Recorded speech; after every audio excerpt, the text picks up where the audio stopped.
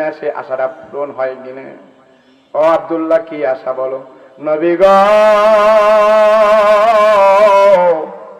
দয়ার নবী, মায়ার নবী গো, আমার মনে একটা আশা, সে আশা হলো আমি আল্লাহর রাস্তায় শহীদ হতে যাই। জীবন তো বেহুদা চলে গিয়েছে, বহু জীবন। আপনার কাছে এসে আমি নিজে ইসলাহ হয়েছি, পরিবর্তন হয়েছি, ইসলাম ধর্ম গ্রহণ করেছি, সঠিক ধর্মে দীক্ষিত হয়েছি। ও নবী, আমার শেষ একটা ইচ্ছা, নবী গো, আমি যেন শহীদি মর্তবা লাভ করতে পারি, এটাই আমার মনের শেষ আশা, শেষ ইচ্ছে।